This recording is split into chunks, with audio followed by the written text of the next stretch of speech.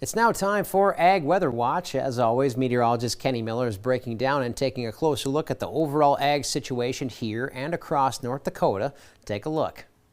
Ag Weather Watch on KX is sponsored by United Agronomy. We're going to kick things off this week by first giving an update on spring wheat progress. Now, planting is 94% complete, and most of the remaining crop will be planted in the next week or so. Emergence is also well ahead of average, with over 70% of our crop emerged thus far. Moisture has been fairly timely and mostly adequate to promote this good emergence and development. Now, in some areas of the state, the moisture has been excessive, which has caused areas of drown-out and difficulty proceeding with additional field work.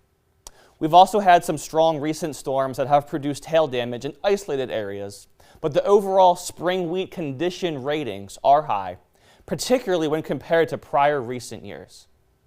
So here are the aforementioned crop condition ratings for spring wheat, durum, corn, oats, and barley. To break down what this shows, all 5 crops have near or above 70% of their crops in the good condition for crop healthiness.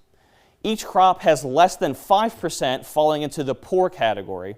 So this means that 95% of the overall crops planted so far fall at least into the fair or better categories. Now, for comparison's sake, the percent of crops that fall into the good category is at least 10% ahead of where we were this time last year, which highlights a stronger likelihood of eventually winding up with higher yields when all is said and done. Our latest drought monitor index shows dry to moderate drought conditions still persisting in southwestern portions of our state, but for the most part we have an adequate to surplus amounts of moisture across the state due to a fairly wet May overall. We've completely eradicated the severe drought concerns in northeastern areas over the course of the past month. Here is our outlook for the week ahead in terms of expected rainfall. Now, most of the rainfall you expect to see is probably going to be on Monday of the upcoming week, with drier weather expected Tuesday and beyond. So while planting will be slow on Monday, we do expect to see planting wrapped up by the end of this upcoming week.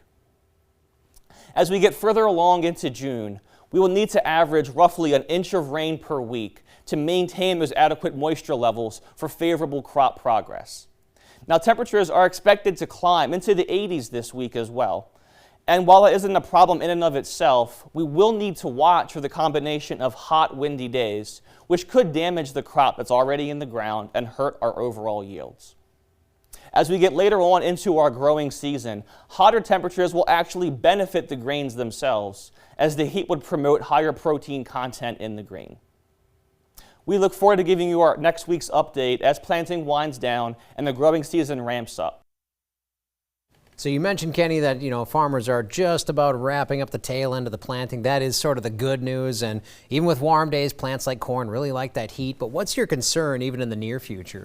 Well, this week especially, we have the hotter days coming in. We have those winds as well. It's a very sensitive time right now. We have to be not too hot, not too cold. Got a little bit of that Goldilocks complex going on right now. So you got to find that happy medium temperature-wise, wind-wise, and precip-wise here for the next few weeks at least. They need some of that good germination temperature and everything to start sprouting across. Yeah, it's a very sensitive time right now, so something to keep an eye on for sure. Kenny, thank you so much. And still to come on KX News at 6, the Grand Farm Innovation Campus.